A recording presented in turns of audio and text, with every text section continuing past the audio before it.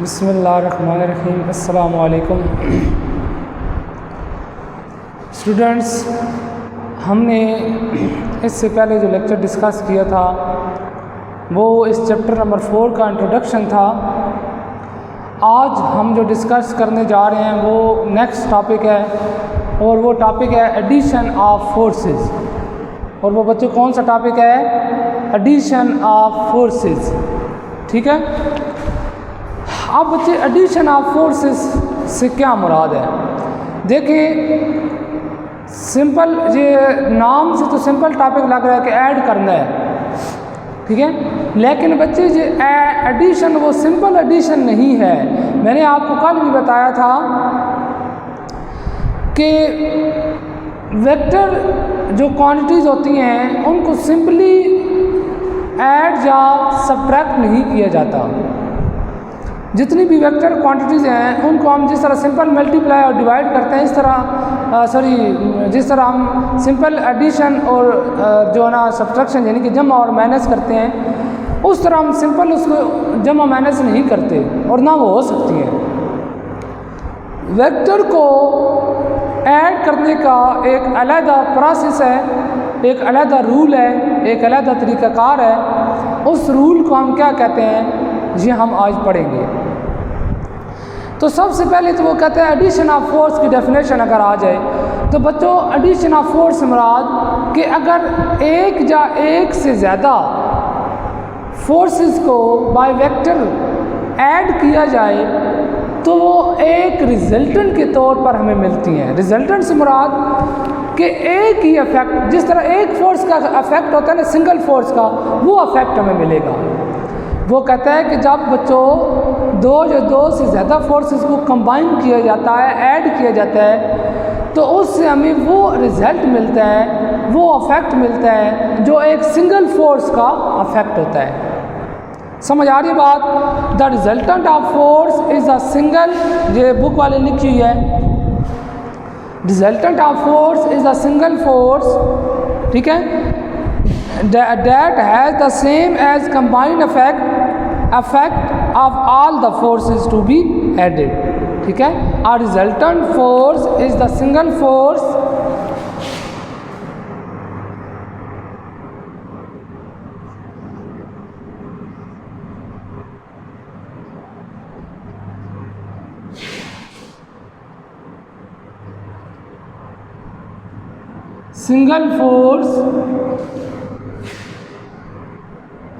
that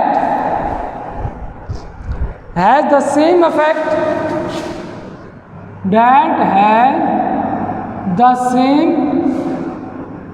effect, ठीक है, as the combined effect, as the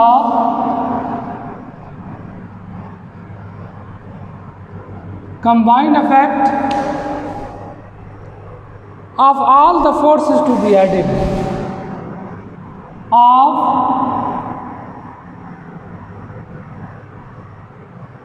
all the forces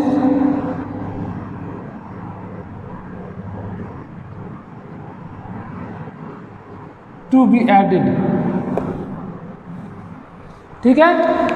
देखिए, resultant का मतलब होता है जमा करना। रिजल्टेंट एक ऐसा वेक्टर होता है जो दो से ज़्यादा वेक्टर के सम के बाद हमें मिलते हैं।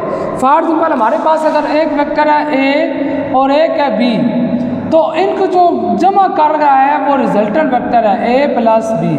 तो इन दोनों को इन दोनों वेक्टरों को जमा करके हम चीज़ मिल रही है वो होता है रिजल्टेंट वेक्टर। इसका मतलब है बच्चों अगर आपके पास इस तरह की फोर्सेस हैं, F1 है, F2 है, ठीक है, JF1 है और JF2 है, इसको हम इस तरीके से ऐड करें, समझ आ रही बात? F1 को और F2 को इस तरीके से ऐड करें कि हमें एक ही फोर्स मिले, हमें ऐसा इफेक्ट मिले, हमें ऐसा रिजल्ट मिले कि जो इन दोनों फोर्सेस को जमा करने के बावजूद वो एक सिंगल फोर्स का असर रखती हो।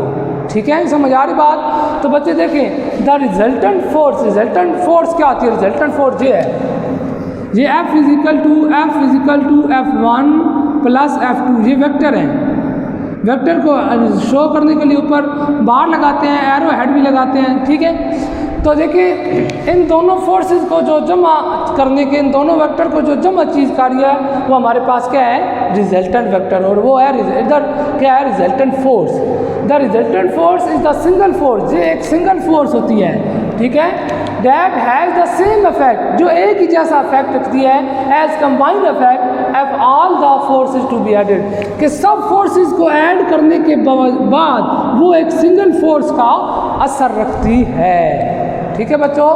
तो क्या हुआ, द रिजल्टेंट फोर्स, ये जो रिजल्टेंट फोर्स होती है, जो दो से ज़्यादा फोर्सेस को, जो बहुत सारी फोर्सेस जो वेक्टर क्वांटिटी हैं उनको ऐड करने के बाद हमें एक सिंगल असर, सिंगल फोर्स का इफेक्ट देती है, कंबाइन करने के बाद एक सिंगल इफेक्ट देती है, ठीक है, समझ आ रही बात। तो ये एडिशन ऑफ फोर्स की डेफिनेशन है कि एडिशन ऑफ फोर्सेस बच्चों क्या होते हैं, समझ आ रही बात। तो अब बच्चों ज़ाहिर बात है, एडिशन ऑफ फोर्स मैंने आपको बताया है कि फोर्स इज वेक्टर क्वांटिटी है, और वेक्टर क्वांटिटी जो होती है उसको सिंपली तौर पर ऐड नहीं किया जाता। तो अब हम देखेंगे तो कि वो कैसे ऐड हो सकती हैं, ठीक है ना बच्चों। रिजल्टेंट की समझ आई है इंशाल्लाह। अब जो अगला नेक्स्ट अभी हम करने जा रहे हैं इससे आगे नेक्स्ट में टॉपिक के अंदर, वो उसमें भी वो रिजल्टेंट बताएगा कि क्या होता है। तो देखने की बात देखें ये है इसमें कि एडिशन ऑफ फोर्स की डेफिनेशन क्या है, ये आपको समझ आनी चाहिए। अब हम नेक्स्ट देखते हैं। मैंने आपको बताया है कि हम जो है ना फोर्सेस को सिंपली तौर पर ऐड नहीं कर सकते, ठीक है, फोर्सेस को हम जो है ना एक रूल के ज़रिए ऐड करेंगे, और वो कौन सा रूल है जी,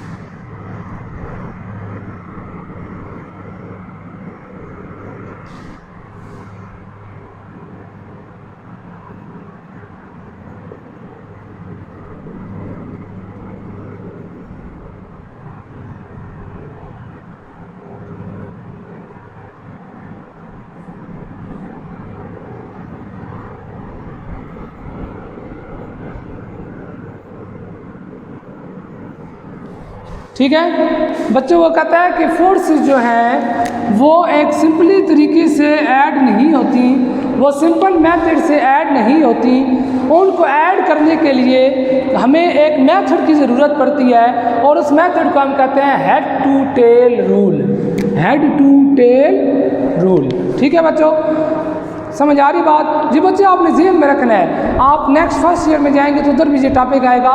तो वेक्टर जो भी क्वांटिटी है, चाहे वो फोर्स है चाहे वो जो भी है, वो सिंपली तौर पे ऐड से सब्ट्रैक्ट नहीं होती, उसको हमेशा ऐड से सब्ट्रैक्ट करने के लिए एक रूल की ज़रूरत पड़ती है, और वो रूल हमारे पास होता है head to tail rule.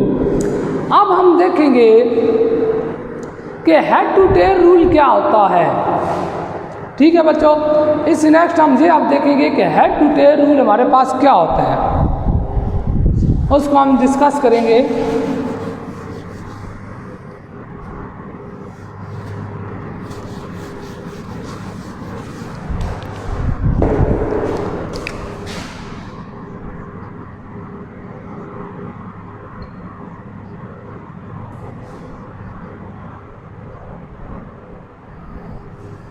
Head to tail rule से क्या मुराद है, हेड टू टेल रूल क्या होता है, ये ग्राफिकल मेथड है। ग्राफिकल से मुराद ये बच्चों इस तरह का एक ग्राफ सा आपसे पास बनेगा, ठीक है, जिसके अंदर आप एडिशन और वेक्टर की एडिशन करेंगे। तो ये ग्राफिकल मेथड है। अ graphical method which is used to find the resultant of two or more forces is called head to tail rule, ठीक है बच्चों। ये आपकी बुक के अंदर भी दिए हुआ है, और मैं आपको बता दूं कि ये किधर दिए हुआ जी, समरी के अंदर पेज नंबर 103 पे, समरी के अंदर बच्चों क्या होता है, किधर दिए हुआ है, पेज नंबर 103 पे, ठीक है बच्चों। तो इसकी डेफिनेशन मैं लिख देता हूँ। इसकी डेफिनेशन पहले क्या है ये हम देखेंगे। अच्छा बच्चों, ये वाला सवाल जो है, ये क्वेश्चन जो है, ये लॉन्ग में भी आ सकता है, शॉर्ट में भी आ सकता है। ठीक है। शॉर्ट में आए तो आपने जस्ट डेफिनेशन लिखनी है, और लॉन्ग में आए तो आगे जो मैं प्रोसेस करता जा रहा हूँ अभी आपको समझ आ जाएगा, ठीक है। तो अब हम देखेंगे जी है इसकी डेफिनेशन क्या है।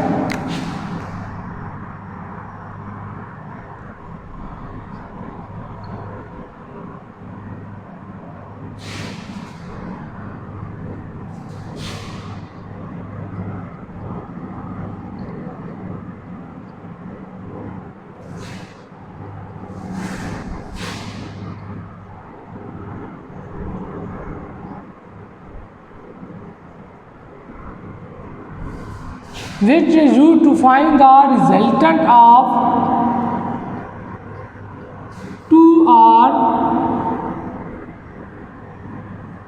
two or more forces are called head-to-tail rule. The graphical method which is used to find the resultant of two or more forces, ऐसा ग्राफिकल तरीक़ाकार और ऐसा ग्राफिकल मेथड जो कि क्या करता है जी, which is method which is use to find the resultant of two or more forces, जो दो या दो से ज़्यादा फोर्सेस के रिजल्टेंट को मालूम करने के लिए इस्तेमाल किया जाता है या इख्तियार किया जाता है, ठीक है। उसको रूल को जो उस मेथड को क्या कहते हैं, हेड टू टेल रूल, उसको क्या कहते हैं, हेड टू टेल रूल, ठीक है बच्चों। ऐसा ग्राफिकल तरीक़ाकार जिसके अंदर हम दो या दो से ज़्यादा फोर्सेस के रिजल्टेंट को मेजर करने के लिए, मालूम करने के लिए उसको तरीक़ाकार को यूज़ करते हैं, जब वो तरीक़ाकार जो है ना वो मेथड इस्तेमाल होता है उसको हम कहते हैं हेड टू टेल रूल। अब बच्चों हेड टू टेल रूल है क्या, इसकी एक्सप्लेनेशन में हम जाते हैं।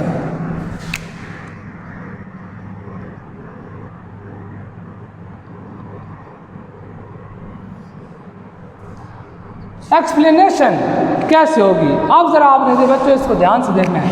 पहला पॉइंट लिखना है, consider the two vectors A and vector B. हमने बच्चों दो वेक्टर ले लिए, एक वेक्टर ए है और एक वेक्टर क्या है, बी है। एक वेक्टर ए और एक वेक्टर क्या है, बी है। एरो का जो साइन है जी हमें ये शो कर रहा है कि ये वेक्टर क्वांटिटी है। अब हम इसको ले लेते हैं कि ये मतलब कैसे है, ये देखें, ये हमारे पास है वेक्टर ए, ये साथ साथ आपने ये बनाना है, ये है वेक्टर ए और ये है वेक्टर बी।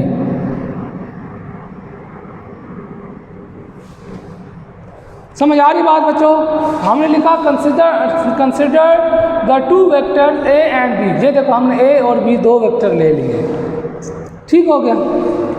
अब नेक्स्ट काम क्या करना है, नेक्स्ट काम बच्चे आगे आपने क्या करना है।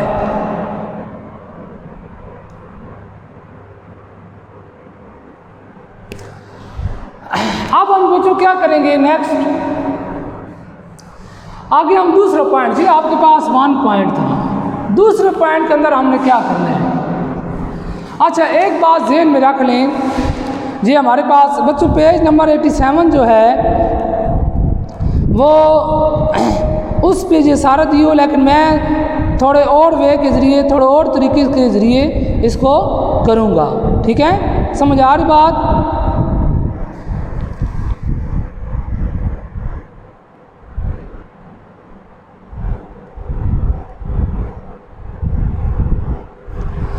अब बच्चे देखें,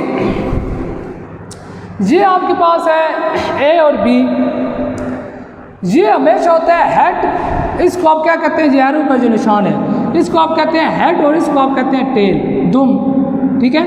ये हेड होता है और ये क्या होता है, टेल होता है। फिर सुनिए, ये हेड होता है और ये क्या होता है, टेल, ठीक है।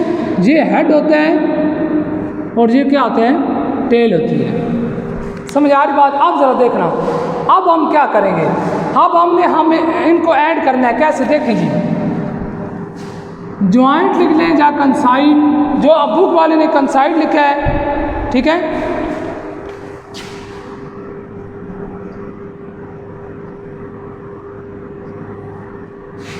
join the tail of vector B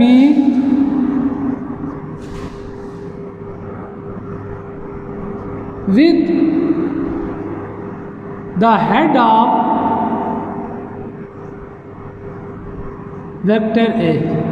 जी उस रिकार्ड join the tail of vector B की जो टेल है उसको आप वेक्टर ए के हेड के साथ मिला दें।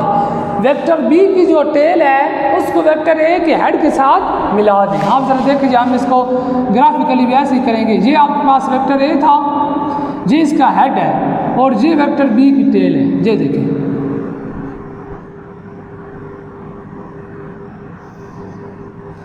वेक्टर ए के हेड को वेक्टर बी की टेल के साथ क्या कर दिया है, मिला दिया है, ज्वाइंट कर दिया है। ठीक है बच्चों, फिर देखिए ज्वाइंट या कंसाइड भी इधर आप लिख सकते हैं। Joint the vector tail of vector B tail of vector B with the head of vector A head of vector A.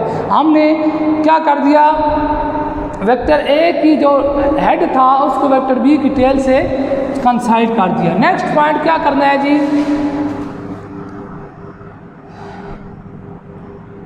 Joint. अब हमने क्या करना है, वेक्टर ए की जो टेल है उसको वेक्टर बी के हेड के साथ मिलाना है। Joint the tail of vector A with head of vector B. जी अब देखिए जरा, अब उलट हो गया है। अब वेक्टर ए की जो दुम है, टेल है, उसको हमने वेक्टर बी के हेड से मिलाना है। वेक्टर ए की जो टेल है उसको वेक्टर बी के हेड से मिलाना है। ठीक है, विद द लाइन,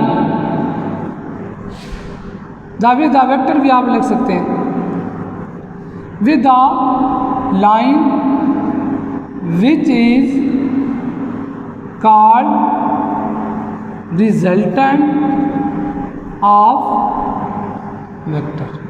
जी कि हमने एक लाइन के जरिए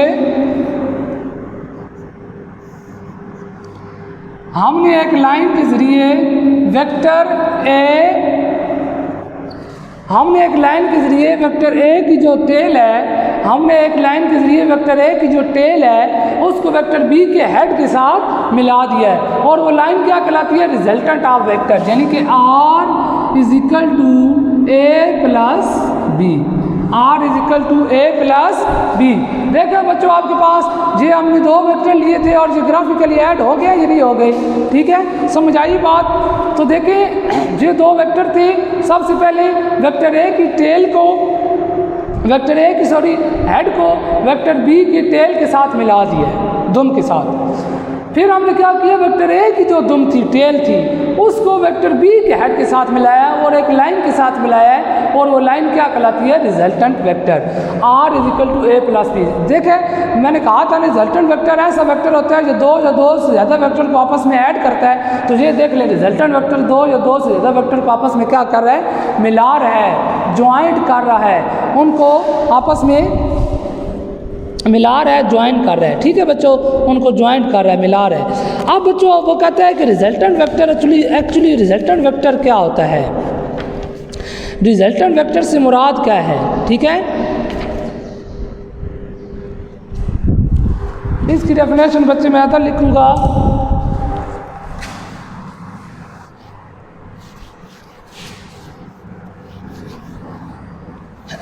तो इधर तक बच्चों समझ आपको आई है ना। ठीक है, अच्छा अब हमारे पास रिजल्टेंट वेक्टर क्या होता है, ये वाला R जो है,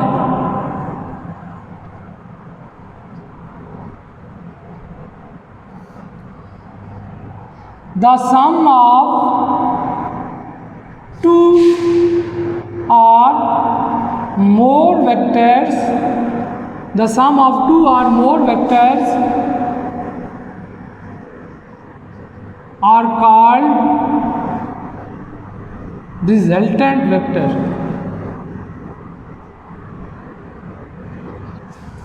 the sum of two or more vector, दो से ज़्यादा वेक्टर को जो सम करता है, दो से ज़्यादा वेक्टर का जो सम होता है उसको हम क्या कहते हैं, रिजल्टेंट वेक्टर। ठीक है बच्चों, तो ये हमारे पास टॉपिक था। सबसे पहले हमने देखा कि एडिशन ऑफ फोर्स क्या होता है, फिर हमने उसमें देखा कि एडिशन ऑफ यानी कि फोर्सेस तो सिंपली ऐड नहीं हो सकती, वो एक रूल्स होती हैं जिसको हम हेड टू टेल रूल कहते हैं। फिर हमने उसको डिस्कस किया, फिर यानी कि उसको कैसे हमने ग्राफिकली एक्सप्लेन किया कि कैसे दो से ज़्यादा वेक्टर आपस में ऐड हो सकते हैं। उनसे हमें पता चला कि एक रिजल्टेंट वेक्टर होता है जो दो से ज़्यादा फोर्सेस को ऐड करता है। फिर हमने वो देखा कि वो रिजल्टेंट वेक्टर होता क्या है, उसकी डेफिनेशन क्या है। ठीक है बच्चों, ये हमारा आज का टॉपिक था। ठीक है, नेक्स्ट टॉपिक के लिए खुदा हाफिज़, थैंक यू।